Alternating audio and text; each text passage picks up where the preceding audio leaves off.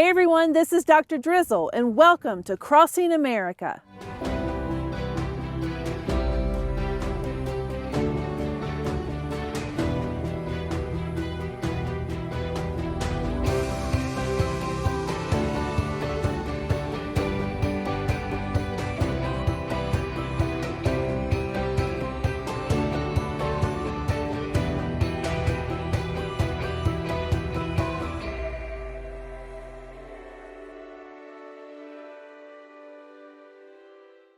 Malpais National Monument is a place where fire and time have come together to create a landscape like no other.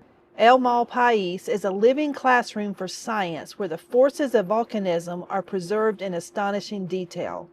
Special thanks to the National Park Foundation for supporting the Crossing America program. And now, let's meet our rock star rangers, Shannon and Sarah. Ranger Shannon, let's start with you. Tell us about your journey here to Malpais. Yeah, I used to be a high school history teacher in North Carolina, and then I got a job as an education specialist for Rangers National Park, and that was a summer position, and this actually was the first job that I applied to. Somebody sent it to me and said, I think you'd be really good at that. So I just went ahead and applied, and sure enough, I got it. So after I finished at Voyagers, I came down here to do pretty much the same job. I work with kids in schools, and I have the best job in the world because I get to bring kids here to the park. I love it. So Sarah, I bet yours a little bit similar in your journey. You've probably been to other parks. So tell us about your journey here. I have been. So I actually got my job in the Park Service because I served as a Peace Corps volunteer in Cameroon. So I was a middle school science teacher in Cameroon for 2 years. And I used that to get a job with the government. So my first park was Homestead National Historical Park in Nebraska. And then I went to Chickasaw National Recreation Area in Oklahoma. And then I came here to Malpais. And fate has brought you two together. So we're really excited for you to share about this place. First of all, let's talk about the name. Where did the name Malpais come from? Yeah, it's kind of a funny name, but it's from Spanish. So because this lava is really rough and rugged, when the Spanish conquistadors got here, they got to the lava and they said, ooh, that is a bad land. And Malpais means bad country or bad land. Oh, I love that. So just really translated from Spanish into English, bad land. Uh-huh. And this place is pretty special too. It's on some land, some ancestral land. Can you tell us about that? Yeah, so this area where we are today, this is the ancestral homeland of a number of pueblos in New Mexico. So we have Pueblo of Zuni, Pueblo of Acoma, Pueblo of Laguna, and then we also have the Dune or the Navajo Nation here as well. So very sacred land, and we're very happy to be here today to share the stories here. So Ranger Shannon, you talked about lava at the very beginning of this. So does that mean we're standing on volcanic ground? Absolutely. Below us is lava. Behind us is lava. Malpais is protecting 5 major lava flows, but there's also more lava flows outside of the park boundary as well. We have 8 to 10 volcanic vents just right here within the park. Well, while you were talking, I reached down and picked what I thought was a very small rock, but it is extremely heavy. So what am I holding here? You are holding basaltic lava. So this is lava that oozed out of a really small volcano. Usually when we think of volcanoes, we think of a pointy mountain. When it erupts, it goes. That's not the case here. These are really low to the ground volcanoes. So when that volcano is going to erupt, it oozes all this sticky, hot lava like glue or syrup. And that's what creates the lava flows that we have. So when did this start? Well, there's been volcanic eruptions happening all over New Mexico for a really long time. But our lava is really young geologically. Some of our lava is 60,000 years old, and some of our lava is about 3,000 to 4,000 years old, which for us seems like a really long time, but in actuality, it's kind of like a little baby compared to a lot of other rocks. So we know that there's a lot of wildlife around here that is surviving in this volcanic ecosystem. So what type of wildlife can we find here? Well, for vegetation, we are in a pinyon juniper area. So a lot of our trees are going to be pinions and junipers. We might also have some ponderosa pines. We have a variety of grasses. We have little birds that like to live in the trees and they're flying around eating all the little pinion nuts. We have a lot of lizards here in the desert. So you might find all different kinds of lizards and reptiles like rattlesnakes as well. Now, do the rattlesnakes scare you, or have you been here long enough where you're okay with them? If I was close to a rattlesnake, I would be afraid. Ranger Sarah is not at all afraid of rattlesnakes. Well, tell us about that. So you have a love for them? I do. I love all reptiles, including rattlesnakes. And I have stumbled across a few. Luckily, they did their job and they rattled at me and they gave me a warning. And I was like, well, okay, I'll step away from you because I accidentally got too close and I wasn't watching where I was going. So almost a healthy respect of them. You respect them, you like them, but you know where to take your distance. Exactly. And I know that they are probably more scared of me than I am of them. So they're just trying to mind their business and I'll mind mine and we'll be okay. So we're here in November, which is sort of chilly. Are we going to find them out today? Probably not right now with how chilly the air temperature is, but when you get a warm sunny day in the winter, sometimes they might come out to get a drink of water or to just sunbathe for a little bit. But for the most part, we're not going to see them very active in the winter. Now you talked about those little birds. What are those little birds called that get those little nuts out of the pinions? Those are called pinion jays, and Sarah can tell us about those. Yeah, so something really cool about pinion jays is they actually co-evolved with the pinion pines. So they eat the seeds, the nuts, for food, and then they cache them. That means they store them away for the winter when there's less food available. And by doing that, they actually help spread the seeds of the tree so the tree can grow. So that's seed dispersal happening. And so they get food, but then the tree gets dispersed. So we have a mutualistic relationship going on here between the pinion jay and the pinion pine tree. Oh, I love that. Yeah. I like being able to help each other, and that's what they do. Mm-hmm. We are in what type of ecosystem here? We are in a desert grassland area. Okay, and which means we get what kind of weather in the summer? In this late summer, we have monsoon season here, so we get a lot of rains. A lot of rain. Yeah, big thunderstorms. Okay, and then what about in the winter? In the winter, we actually do get quite a bit of snow. So the snow will stick around for a lot of the winter. And then in the spring, it actually gets really windy here in the spring, but that snow will start to melt.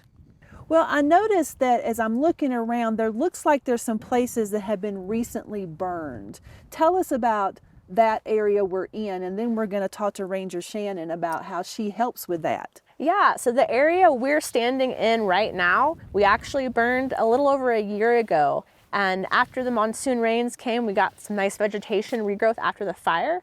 So why we do prescribed fires is to help get rid of extra fuel loads. So that way, if there is a wildfire, there isn't as much fuel. So a lower temperature, lower intensity fire is going to be beneficial for this ecosystem, and we're going to help prevent really large damaging hot fires. So we call them prescribed because we actually plan for these. Now, Ranger Shannon, you told me something that's really exciting. You are part of that fire team. Tell us how you got to be part of that, and I think you have some equipment here today. I do, yes. So I got involved with fire right out of college. I worked with the AmeriCorps and I worked with Virginia State Parks, and part of that was prescribed fire. We do a lot of fire in Virginia. And so that's where I got what we call a red card. You have to take a certain amount of classes and you have to pass a fitness test, and then you get your red card.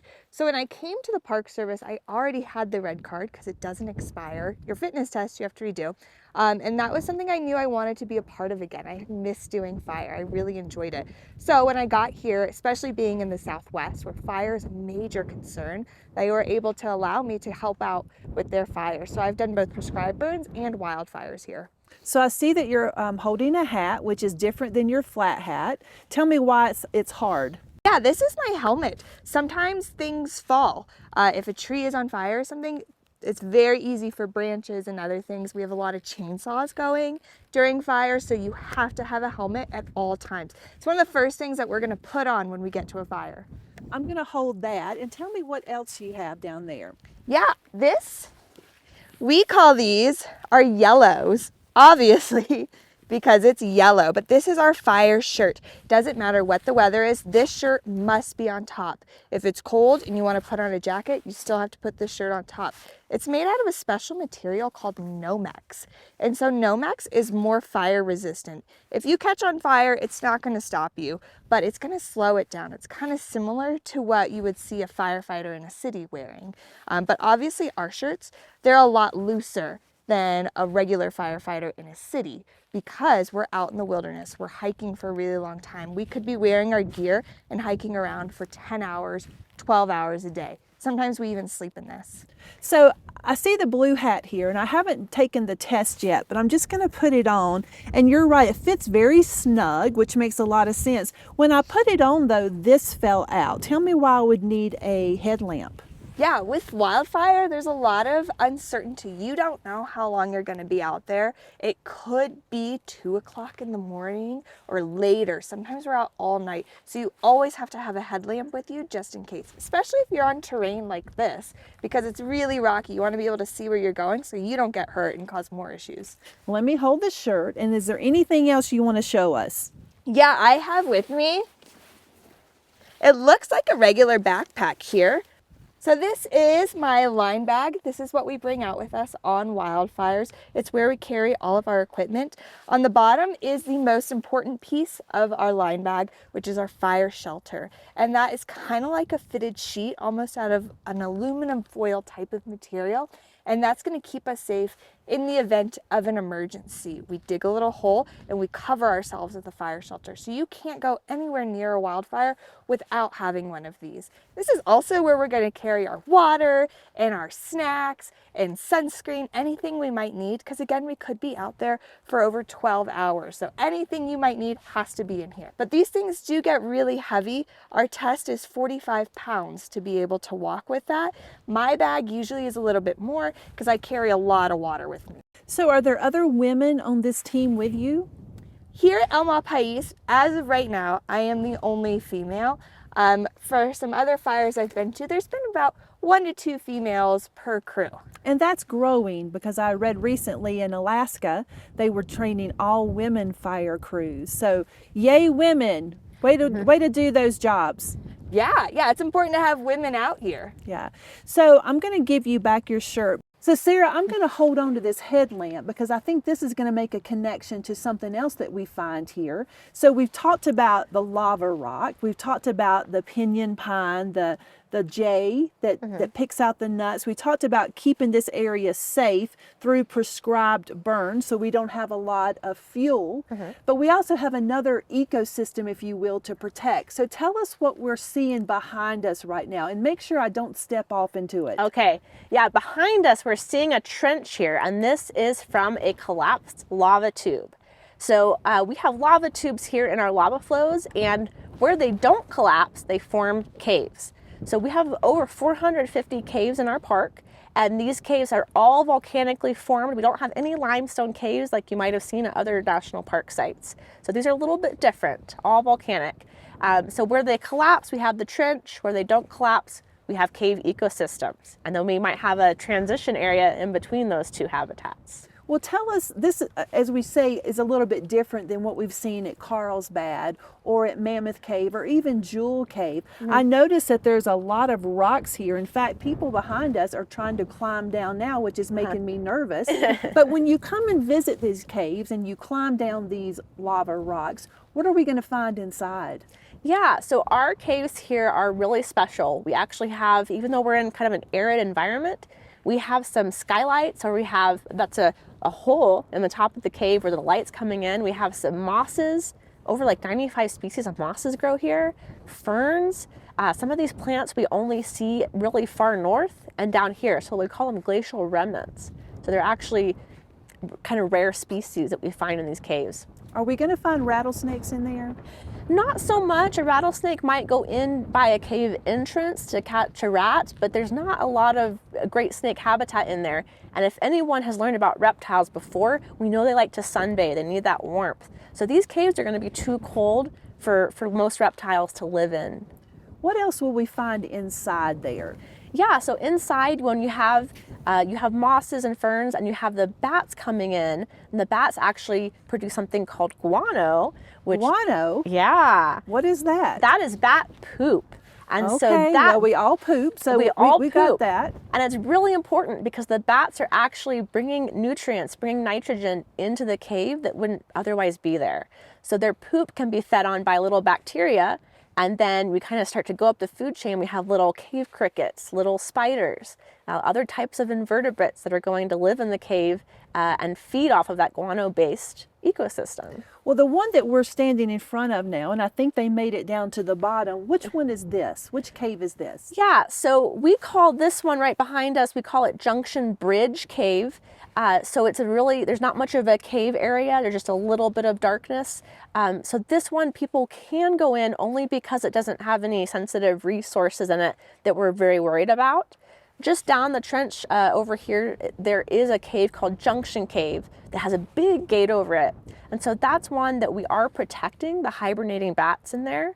It is one of the largest hibernaculums in our park. Now, what's a hibernaculum?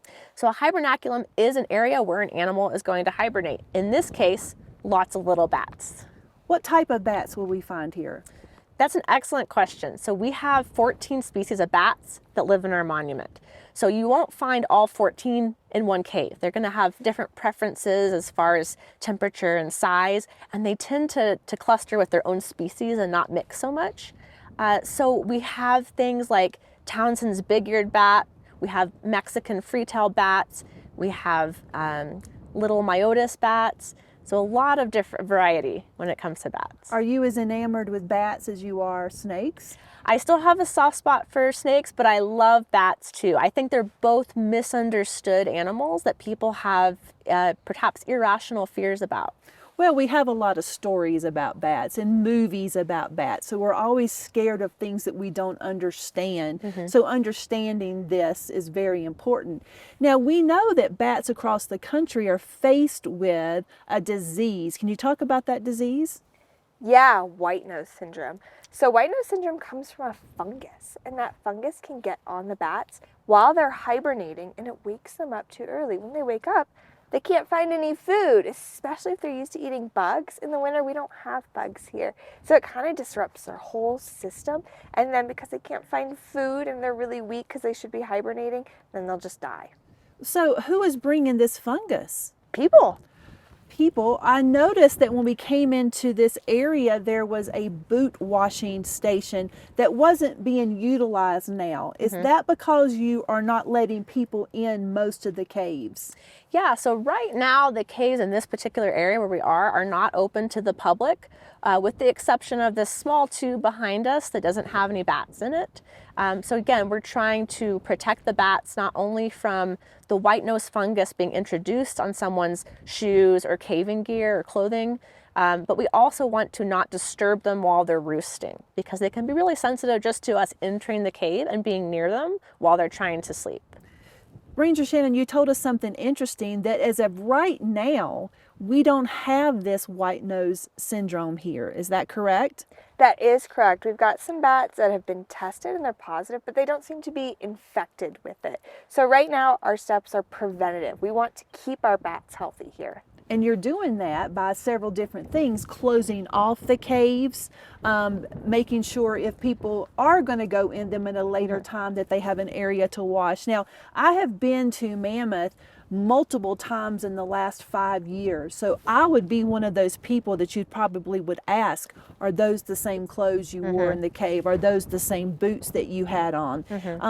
If that is true, I could still probably go in, but I would have to do some decontamination protocols for that. What else do we want to protect in there? I heard that when you touch cave walls, you can disrupt the ecosystem. Things are very fragile there. Is that true? Yeah, so these caves generally, people have not been in them very often. And so we get some people coming in, they can step on those really sensitive mosses and plants. If they touch cave minerals, that can disrupt them. The oils can stop the minerals from growing. We also have some archaeological resources in some of our caves, like some animal bones that people took animals in there to refrigerate the meat for food. So all kinds of really cool things in caves here, and you might not recognize them when you're in there.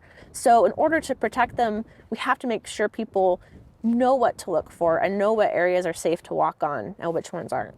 Well, that's interesting to know that people did use these caves for certain things. Are there any stories here you can tell? Yeah, there's a really great story, a Navajo story, about the Hero twins, and they had slayed a monster. And today, the foot of that monster is Mount Taylor, which is outside of Grants. It's a really big stratovolcano, but the blood of that monster is these lava flows that we're on right now. So a legend, if you will, a story. And then you talked about the Pueblo. Yeah. So are they still using this place? Because I'm going to tell you, this is very rough terrain for me. I mean, just walking over here, there's so many rocks, and as you said, they're extremely sharp. Who else has navigated this place, and do they still use it today?